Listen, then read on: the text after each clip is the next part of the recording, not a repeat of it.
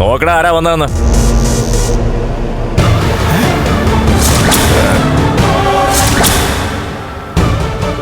ഇവനിടയ്ക്ക് സമനില തെറ്റിയായിരുന്നല്ലോ. വിശ്വനാഥൻ എന്നയാളെ അപകടപ്പെടുത്തിയതിനു ശേഷം ഈ അടുത്തിടയ്ക്ക് ആ വിശ്വനാഥന്റെ പ്രേതം ഇവന്റെ ദേഹത്ത് കയറിയല്ലോ. ആ സമയത്ത് വിശ്വനാഥനെ കൊന്നത് ഇവനാണെന്ന് വിളിച്ചു കൂവിയായിരുന്നോ? അയ്യോ, അതൊന്നും എനിക്ക് അറിയത്തില്ല സാറേ. അതുമാത്രമല്ല നിനക്കറിയാത്തത്, നീയാണ് കൊല്ലാൻ കൊട്ടേഷൻ കൊടുത്തതെന്ന് ഇവൻ ഇടയ്ക്കിടയ്ക്ക് വിളിച്ചു പറയുന്നുണ്ടായിരുന്നു. അതെ. അങ്ങനെയാണെങ്കിൽ നീ പ്രതിയാകുമെന്ന് ഭയന്നാണ് നീ ഇവനെ ബലമായിട്ട് ഡോക്ടർ ശർമ്മയുടെ അടുത്ത് കൊണ്ടുപോയത്. അയ്യോ, എവന്റെ അമ്മ വിളിച്ച് കരയുകയും പറയുകയൊക്കെ ചെയ്തോണ്ടാ ഞാൻ അങ്ങനെ ചെയ്തത്. അല്ല, നിന്നെ അവിടെ മയക്കി കിടത്തിയില്ലായിരുന്നോ ഡോക്ടർ ശർമ്മ? ഇടയ്ക്ക് കിടത്തിയായിരുന്നു സാറേ. അപ്പോ നീ എന്തൊക്കെയാ പറഞ്ഞതെന്ന് നിനക്ക് ഓർമ്മയുണ്ടോ? അയ്യോ, അതെനിക്ക് ആ സമയത്ത് നീ വള്ളിപുള്ളി തെറ്റാതെ എല്ലാ കാര്യങ്ങളും പറഞ്ഞിട്ടുണ്ട്.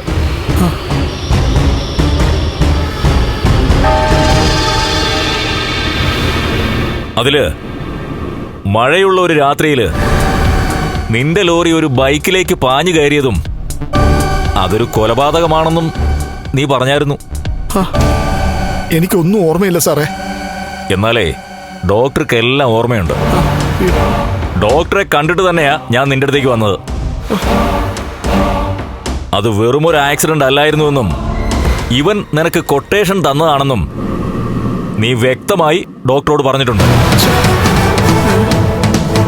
എന്നു മാത്രമല്ല, അന്നത്തെ രാത്രിയില് നീ ലോറി ബൈക്കിൽ കൊണ്ടുപോയി ഇടിക്കുന്നതിന് നിന്റെ ഭാര്യയുടെ ആദ്യ മകൾ മഹാലക്ഷ്മി സാക്ഷിയാണ്.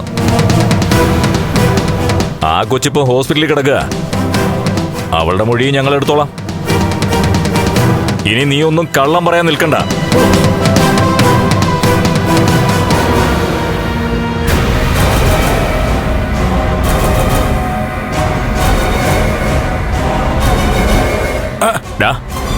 വിശ്വനാഥൻ അയാളുടെ കമ്പനിയിൽ നിന്ന് നിന്നെ പുറത്താക്കാൻ തീരുമാനിച്ചപ്പോ നീ അത് ഒഴിവാക്കാൻ വേണ്ടി അയാളെ കൊല്ലാൻ തീരുമാനിക്കുകയായിരുന്നു. നിന്റെ സ്വന്തം പെങ്ങടെ ഭർത്താവിനെ. സാറേ, ഇത് ആരോ ഉണ്ടാക്കിയ കെട്ടുകഥയാ.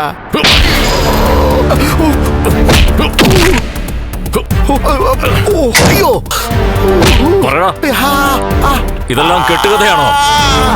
പറയാൻ, ഇതെല്ലാം കെട്ടുകഥയാണോന്ന് പറയടാ. എടാ പറയാൻ, നിനക്കൊന്നും അറിയില്ലേ? എടാ പറയടാ.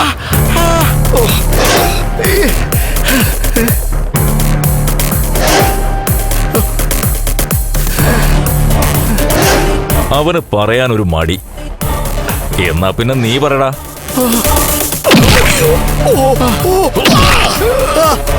ഞാൻ പറയാം. എല്ലാം നടന്നു തന്നെയാണ് സാറേ.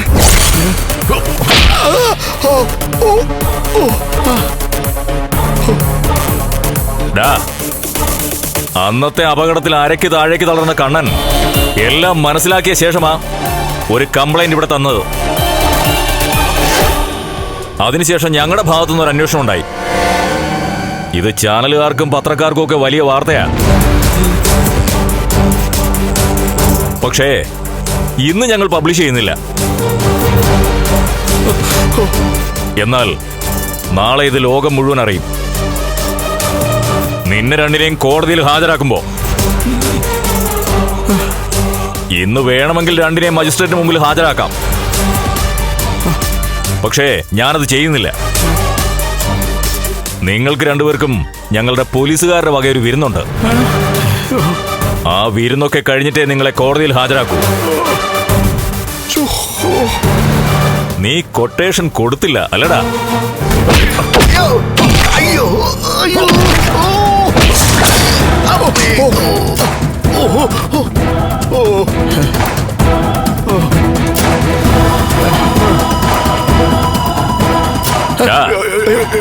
ഇടയ്ക്കിടയ്ക്ക് ഇരിക്കാൻ അറിയാവുന്ന കയ്യിൽ തഴമ്പുള്ള പോലീസുകാർ വരും നിന്നെയൊക്കെ കാണേണ്ട രീതിയിൽ കാണാൻ.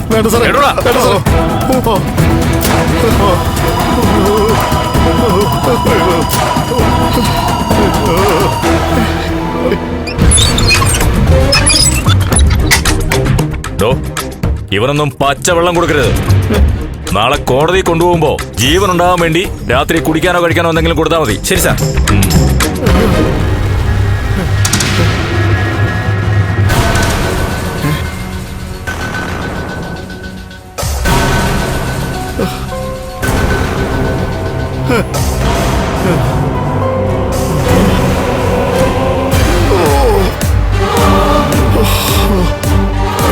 നീ എന്ത് ചതിയാടാ ചെയ്തേ? നീ എന്തിനാടാ എന്റെ പേര് പറഞ്ഞേ? ഞാനൊന്നും പറഞ്ഞിട്ടില്ല. പിന്നെ നീ ഡോക്ടർ ചോദിച്ചപ്പോ എന്തിനാടാ പറഞ്ഞേ? ഓ, ഡോക്ടർ എപ്പോ ചോദിച്ചെന്നോ ഞാൻ എന്ത് പറഞ്ഞെന്നോ ഒന്നും എനിക്കറിയില്ല. ഞാൻ മയങ്ങിക്കിടന്നപ്പോഴാണ് ഡോക്ടർ ചോദിച്ചതെന്ന് ISI പറഞ്ഞത് കേട്ടില്ലേ? അങ്ങേര് നിന്നെ ഹിപ്നോട്ടിസം ചെയ്തതാ. ഇനി എന്ത് ചെയ്താലും അറിയേണ്ടതെല്ലാം അറിയേണ്ടവരൊക്കെ അറിഞ്ഞു കഴിഞ്ഞു. കുറ്റം സമ്മതിച്ചില്ലെങ്കിലേ ഇവിടെ ഇടിയുടെ പൂരമായിരിക്കും. ഓ, പക്ഷെ നാളെ കോടതിയിലേ അതൊക്കെ ഞാൻ പിന്നീട് പറയാം. ഓ, എങ്ങോട്ട് തിരിഞ്ഞാലും ഇപ്പൊ എവിടുന്നെങ്കിലുമൊക്കെ ഇടികൊള്ളുക. ഇനിയിപ്പൊ കുഴപ്പമില്ലടാ. കോടതി വിധി വന്നു കഴിഞ്ഞാൽ ഇടി കൊള്ളാതെ ജയിലിൽ പോയി കിടക്കാം. 10-20 വർഷം മുമ്പ് നടന്ന സംഭവം അത് തേഞ്ഞു മാഞ്ഞു പോയെന്ന് കരുതിയതാ. അപ്പോഴാ അവന്റെ ഒരു ഭ്രാന്ത് വന്നു. ഇതൊക്കെ തെളിയിക്കാൻ വേണ്ടി വിശ്വനാഥന്റെ ആത്മാവ് എന്റെ ദേഹത്ത് കയറിയാണെന്ന് അറിയില്ലേ? എന്തായാലും ശരി, കാര്യങ്ങളുടെ പോക്ക് ഇങ്ങനെയാണെങ്കിൽ എത്രയും പെട്ടെന്ന് നമുക്ക് പ്രേതമാകേണ്ടി വരും. എന്റെ കൊച്ച് മഹാലക്ഷ്മിയെ സ്റ്റെപ്പിൽ നിന്ന് പിടിച്ച് തള്ളിയിട്ടു. അതിന്റെ പ്രതികാരമോ കണ്ണൻ ചെയ്തേ? നിന്റെ കൊച്ചിന് ഇത് എന്തിന്റെ കേടാണ്? മര്യാദക്ക് അവിടെ ജീവിച്ചുകൂടായിരുന്നോ? എങ്ങനെ ജീവിക്കുന്ന അവളെ കൊണ്ടൊരുത്തി അടുക്കള പണി ചെയ്യിച്ചോണ്ടിരിക്കല്ലേ, വീട്ടുപണി ചെയ്യിച്ചോണ്ടിരിക്കല്ലേ? അതൊക്കെ സഹിക്കണമായിരുന്നടാ. നിന്നെ നിന്റെ മോള് സ്നേഹിക്കുന്നുണ്ടെങ്കിൽ സഹിക്കണമായിരുന്നു. കേസ് നടക്കുവാണെങ്കിൽ നിന്റെ സ്ഥാപന ജംഗമ വസ്തുക്കൾ വിൽക്കേണ്ടി വരും. അതുപോലെ തന്നെ നിന്റെ മരുമോന്റെ അച്ഛനെയാണ് നീ ഞാനിവിടെ കൊന്നിരിക്കുന്നത്. അത് ഉണ്ണി അറിഞ്ഞു കഴിഞ്ഞാലേ മിക്കവാറും നിന്റെ മോളെ അവൻ തള്ളിക്കളയും.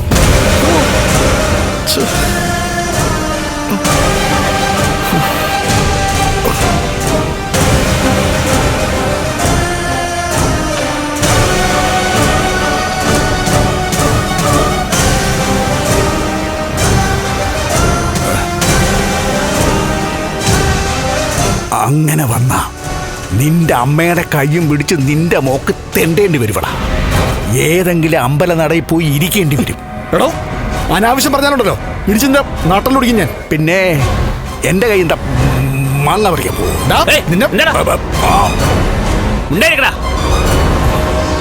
പോയി അവിടെ ഇരിക്കടാ, പോയി ഇരിക്കടാ അവിടെ.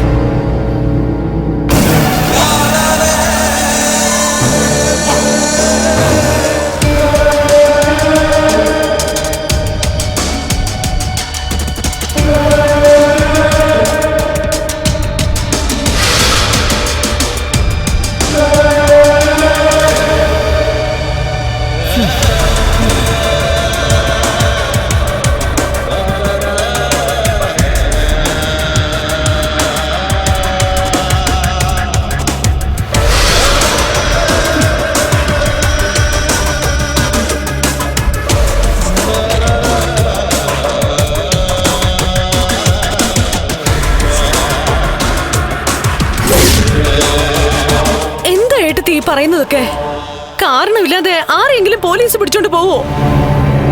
എന്താണെന്നൊന്നും അറിയില്ല. പോലീസുകാര് വന്ന് കേരള ജീപ്പിലെന്ന് പറഞ്ഞ് കേറ്റിക്കൊണ്ട് പോവുമായിരുന്നു. അയ്യോ, സ്വാതിയാണെങ്കി ഒരേ കരച്ചില. പിന്നെ ഒരുത്തന്റെ കാര്യം അറിയാലോ, എന്ത് നടന്നാലും അവനൊന്നും അറിയത്തില്ല. ഇനിയിപ്പം വാമേട്ടൻ ജയിലിലോട്ടോ മറ്റോ പോയാ 2 പിള്ളേരെയും കൊണ്ട് ഞാൻ എന്ത് ചെയ്യും ദുർഗേ? പൊരുമ്പെട്ട് നടക്കുമായിരുന്നു ഒരുത്തി. അവസാനമേ സഹി കെട്ട് കരുണ മഹാലക്ഷ്മിയെ സ്റ്റെപ്പിന്ന് തള്ളിയിട്ടതാ. അവളുടെ കുഞ്ഞങ്ങ് പോട്ടെ എന്ന് കരുതി. ഈ കമലേശ്വരൻ തറവാടിനും കണ്ണന്റെ സ്വത്തിനും ഇനി ഒരു അവകാശി കൂടി വേണ്ട. ആ ദേഷ്യത്തിന് കണ്ണൻ ഓരോന്ന് ചെയ്യിക്കുകയാണോ ദുർഗേ? ഒന്നും അറിയത്തില്ല എടുത്തി. ഇതുപോലൊരു ഞാൻ എന്റെ ജീവിതത്തിൽ കണ്ടിട്ടില്ല. അവള് പറയും, അവനതനുസരിക്കും. ഭാര്യയുടെ മുന്നിൽ പഞ്ചപുച്ഛം അടക്കി നിൽക്കുന്ന ഒരുത്തനാ ഈ വീട്ടിലെ മൂത്ത മോൻ. അല്ലേടത്തി, ഇനി വാമേട്ടനെ പോലീസ് പിടിച്ചോണ്ട് പോകാൻ മാത്രം എന്തെങ്കിലും ഒരു തെറ്റ് വാമേട്ടൻ ചെയ്തിട്ടുണ്ടോ? ഇവളുടെ ഭർത്താവ് മരിക്കാനുള്ള കാരണക്കാരൻ എന്റെ ഭർത്താവാണെന്ന് ഞാൻ എങ്ങനെ പറയും? ഏട്ടത്തി എന്താ ആലോചിക്കുന്നേ? അല്ല, ഇനി അതിനെന്തെങ്കിലും കാരണമുണ്ടോന്ന് ഞാൻ ആലോചിക്കായിരുന്നു. മഹാലക്ഷ്മിയെ കൊല്ലണോന്ന് പറഞ്ഞ് നടക്കല്ലായിരുന്നോ വാമേട്ടനും കരുണയുടെ അച്ഛനും ഒക്കെ? ഇപ്പൊ മഹാലക്ഷ്മി ഹോസ്പിറ്റലിലായപ്പോ ആ ദേഷ്യത്തിന് കണ്ണം വാമേട്ടനെ അറസ്റ്റ് ചെയ്യിപ്പിച്ചതായിരിക്കും പോലീസിനെ കൊണ്ട്. അവൻ ഇട്ട് മൂടാനുള്ള പണം ഉണ്ടല്ലോ, അത് വാരി അറിഞ്ഞാലേ പോലീസുകാരെയും കള്ളക്കേസിൽ കൊടുക്കുമല്ലോ. ഇവിടെ ആരെയും കള്ളക്കേസിൽ കുടുക്കിയിട്ടില്ല.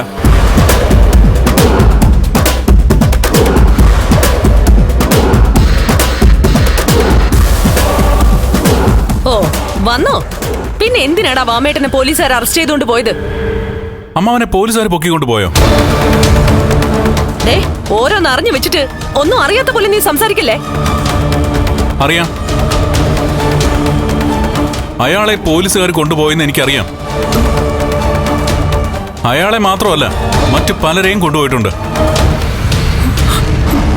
അങ്ങനെ അയാളെ പോലീസ് അറസ്റ്റ് ചെയ്ത് കൊണ്ടുപോയെങ്കിൽ അതിന് വ്യക്തമായ കാരണവും കാണും. എന്ത് കാരണം? അതൊന്നും അമ്മ അറിയണ്ട. പോലീസുകാർ ശമ്പളം വാങ്ങി കാക്കിയിട്ടോണ്ട് നടക്കുന്നതേ നിരപരാധികളെ പിടിച്ച് അകത്തിടാനല്ലല്ലോ. ആ, അങ്ങനെ നിരപരാധികളെ അകത്തിടുവിടാ. അവർക്കേ പൈസ കൊടുത്തിട്ടുണ്ടെങ്കിൽ. ആത്മാഭിമാനമുള്ള മര്യാദയുള്ള പോലീസുകാരൊന്നും അങ്ങനെ ചെയ്യില്ല. ഈ സ്റ്റേഷനിൽ SI മുഖം നോക്കാതെ നീതി നടപ്പാക്കുന്ന ഒരാളാ. അതുകൊണ്ട് അദ്ദേഹം വ്യക്തമായ തെളിവോടെയായിരിക്കും മേഘന്റെ അച്ഛനെ കൊണ്ടുപോയത്. ആ, അമ്മായി ഒന്ന് വന്നേ. എന്താ കണ്ണ? ഞാൻ വിശദമായിട്ട് ചില കാര്യങ്ങളൊക്കെ ഒന്ന് ചോദിച്ചോട്ടെ? അതെന്താ ഇവിടെ നിന്ന് ചോദിച്ചാല്? ഇവിടെ വെച്ച് ചിലപ്പോ അമ്മായിക്ക് എന്റെ ചോദ്യങ്ങൾക്ക് മറുപടി പറയാൻ പ്രയാസമായിരിക്കും.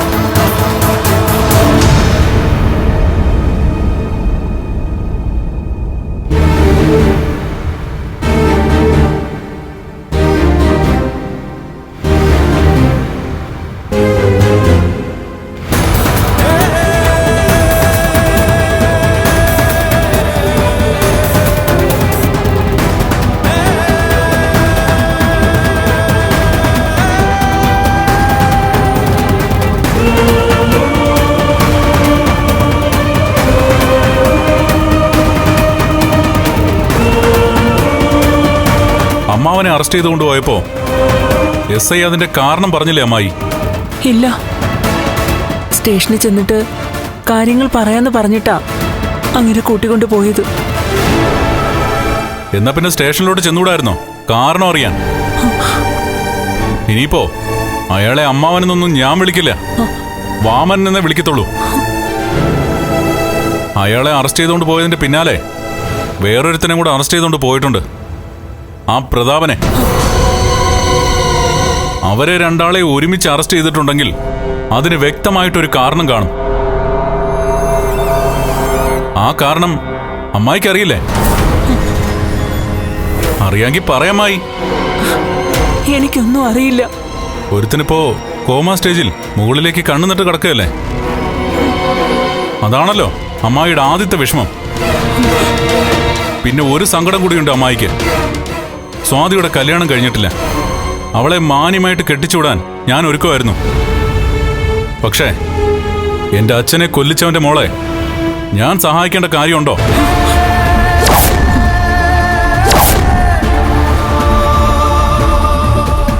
നീ പറയുന്നതൊന്നും എനിക്ക് മനസ്സിലാവുന്നില്ലല്ലോ കണ്ണ.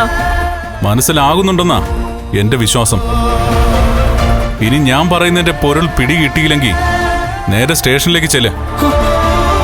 എന്തിനാ അയാളെ അറസ്റ്റ് ചെയ്തെന്ന് വാമൻ പറയും, അല്ലെങ്കിൽ പ്രതാപൻ പറയും. അവരാരും പറഞ്ഞില്ലെങ്കിൽ അവരെ അറസ്റ്റ് ചെയ്ത SI പറയും. എന്റെ അച്ഛനെ ലോറി കയറ്റി കൊന്നത് പ്രതാപനാണെന്ന്. അങ്ങനെ കൊല്ലാനായി പ്രതാപന് കൊട്ടേഷൻ കൊടുത്തത് വാമനാണെന്ന്.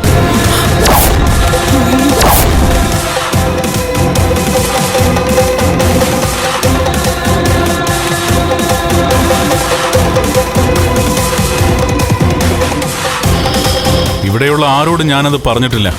കാരണം വാമന്ന കരുണയും മഹിയും ഈ വീട്ടിലെ മരുമക്കളാക്കിയത്. എന്റെ അച്ഛനെ കൊന്നത് വാമനും പ്രതാപനും കൂടിയാണെന്ന് അറിഞ്ഞാൽ കരുണയ്ക്ക് അവളുടെ താലി അഴിച്ചു വെച്ചിട്ട് പോകേണ്ടി വരും അവളുടെ വീട്ടിലേക്ക്. തൽക്കാലം അത് വേണ്ടാന്ന് ഞാൻ തീരുമാനിച്ചിരിക്കുക. ആരാണ് ശരിക്കും വിശ്വനാഥൻ എന്ന എന്റെ അച്ഛൻ? വാമനന്റെ പെങ്ങളുടെ ഭർത്താവ്, അതായത് സ്വന്തം പെങ്ങളുടെ ഭർത്താവ്. അളിയനെ കൊന്നവനെയാ നിങ്ങൾ സ്നേഹത്തോടെ വിളിക്കുന്ന നിങ്ങളുടെ വാമേട്ടൻ. പിന്നെ അയാളുടെ മകൻ ഭൂലോക തരികിട ആയതില് ഒരത്ഭുതവും ഇല്ല. ഒരബദ്ധം വാമേട്ടന് പറ്റിപ്പോയി. മിണ്ടരുത്. അബദ്ധോ? എന്റെ അച്ഛനാ പോയത്, അത് മാത്രോ? എന്നാൽ അത് കഴിഞ്ഞിട്ടും പ്രതാപന്റെ വാമന്റെ ഉള്ളിലെ കൊലയാളി അടങ്ങിയില്ല. അന്ന് വർക്ക് സൈറ്റിൽ നിന്ന് എന്റെ മഹിയെ തള്ളിയിട്ട് കൊല്ലാൻ നിങ്ങളുടെ ഭർത്താവ് ശ്രമിച്ചില്ലേ? ആ ശ്രമത്തിനൊടുവിലല്ലേ അയാൾ ചെന്ന് നടുപിടിച്ച് വീണത്. അതൊക്കെ പോട്ടെ, വാമനാണ് പ്രതാപന് കൊട്ടേഷൻ കൊടുത്തതെന്ന് അറിയാതിരുന്ന സമയത്ത് വാമൻ മഹിയെ ബ്ലാക്ക്മെയിൽ ചെയ്യാൻ നോക്കിയില്ലേ? മഹിയുടെ കയ്യിൽ നിന്ന് പണം തട്ടാൻ നോക്കിയില്ലേ? അയാളുടെ തല തിരിഞ്ഞു പോയി മോനെ.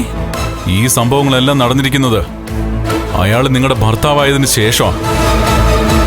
ഭർത്താക്കന്മാർ തെറ്റ് ചെയ്യുമ്പോൾ അത് തിരുത്താനും അവരെ നേർവഴിക്ക് നടത്താനും അവരുടെ ഭാര്യമാർക്ക് കഴിവുണ്ടാവണം. അല്ലെങ്കിൽ സ്വന്തം ഭർത്താവ് കുടുംബത്തിന് ബാധ്യതയായി തീരും. മക്കളുടെ കാര്യം അങ്ങനെ തന്നെയാ. നിങ്ങൾ നിങ്ങളുടെ മകനെയും അവന്റെ അച്ഛനെയും തിരുത്തിയില്ല, നല്ല വഴിക്ക് നടത്തിയില്ല. അതുകൊണ്ട് തളർന്നു കിടക്കുന്ന മകനെയും ജയിലിൽ കിടക്കുന്ന ഭർത്താവിനെയും നിങ്ങൾ കാണണം. അത് നിങ്ങളുടെ സ്വാർത്ഥതയ്ക്ക് ദൈവം തന്ന ശിക്ഷയാ. ഇനി ഇവിടെ നിൽക്കണ്ട, ഓക്കോ? ഓ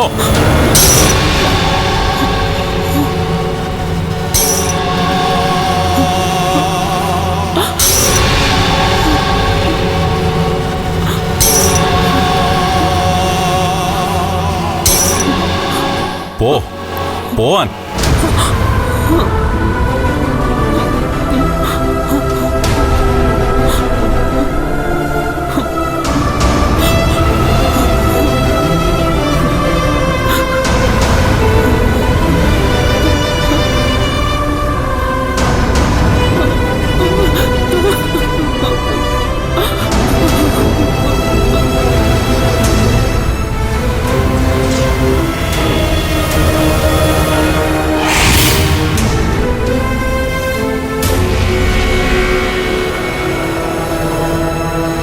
എന്താ സംഭവിച്ചെന്നൊന്നും അറിയത്തില്ലല്ലോ.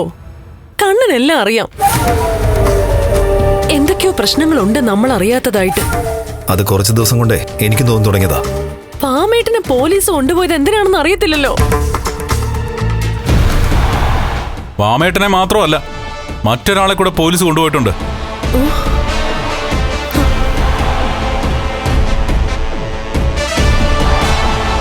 ഏട്ടത്തി പോയോ? ഇനി അവർക്ക് ഇവിടെ നിൽക്കാൻ പറ്റില്ല, അതുകൊണ്ടാ പോയത്. വേറെ ആരെ അറസ്റ്റ് ചെയ്തേ? നിന്റെ അമ്മായിച്ചനെ, പ്രതാപൻ എന്ന ആ ഭീകരനെ.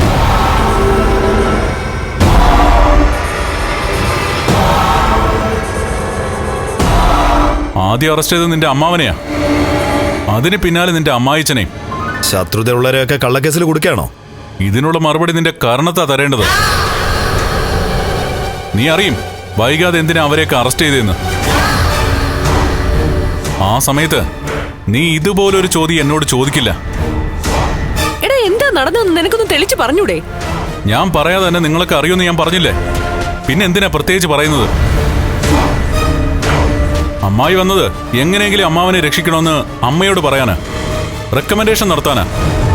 അങ്ങനെയുള്ളവര് ഞാനുമായിട്ട് സംസാരിച്ചിട്ട് അകത്തോട്ട് പോലും കയറാതെ പോയി. അപ്പൊ അവരുടെ ഭാഗത്ത് തെറ്റുണ്ടെന്ന് അവർക്ക് വ്യക്തമായിട്ടുണ്ട്.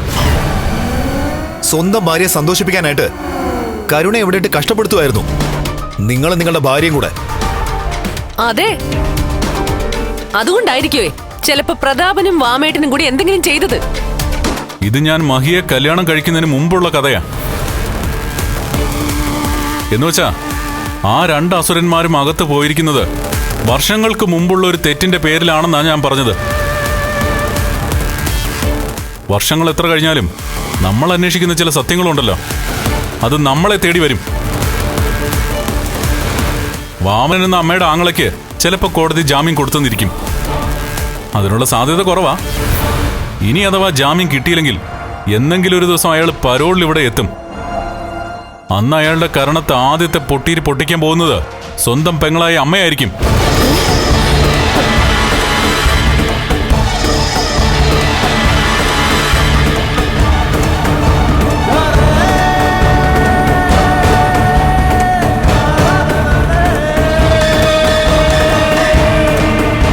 ഇയാൾ എന്തൊക്കെയാ അമ്മേ പറയുന്നേ? എനിക്കൊന്നും മനസ്സിലാവുന്നില്ലടാ. ആ, നീ ഒരു കാര്യം ചെയ്യ്, കരണമോളുടെ അടുത്തോട്ടൊന്ന് പോ. എന്നിട്ടേ എന്താ സംഭവിച്ചെന്നൊന്ന് ചോദിക്ക്. ഞാൻ ഏട്ടത്തി വീട്ടിലെത്തിയ ശേഷം അങ്ങോട്ടൊന്ന് വിളിച്ചോളാം. അയാളുടെ ഭാര്യയുടെ കാര്യം മാത്രമല്ല, മറ്റെന്തോ കാര്യമായിട്ട് സംഭവിച്ചിട്ടുണ്ടമ്മേ. അല്ലെങ്കിൽ അയാൾ ഇങ്ങനൊന്നും സംസാരിക്കില്ല. കരുണയുടെ അച്ഛന്റെ ദേഹത്ത് എന്റെ അച്ഛന്റെ ബാധ കൂടിയപ്പോ മുതല് എന്തൊക്കെയോ സംശയങ്ങൾ എന്നെ അലട്ടുന്നുണ്ട്. അവൾ ഒരിക്കലും പോലും അയാളെ ഒന്ന് കാണാൻ നമ്മൾ അനുവദിച്ചില്ലല്ലോ. അപ്പോ നമ്മൾ അറിയാത്തതായി എന്തൊക്കെയോ നിലനിൽക്കുന്നുണ്ട്. എടാ, അതിനല്ലേ നിന്നോട് അവിടെ പോയി ചോദിക്കാൻ പറഞ്ഞത്. എന്നിട്ട് കഴിയുമെങ്കിലേ ലോക്കപ്പിൽ പോയി ആ പ്രതാപനെ ഒന്ന് കാണ്. അയാളൊന്നും ഞാൻ കാണുന്നില്ല അമ്മേ. കാണാൻ ചെന്നു കഴിഞ്ഞാലേ മോനെ ഉണ്ണി എന്നെ എങ്ങനെയെങ്കിലും ജാമ്യത്തിൽ ഇറക്കുക എന്നൊക്കെ പറയും. എനിക്ക് വക്കീലിനെ കാണാനും പണം മുടക്കാനും ഒന്നും വയ്യ. എടാ, അയാള് പണം മുടക്കത്തില്ലേടാ മോനെ. എന്നാലും മെനക്കെടാൻ വയ്യ അമ്മേ. അയാൾ അത്ര നല്ലവനൊന്നും അല്ല.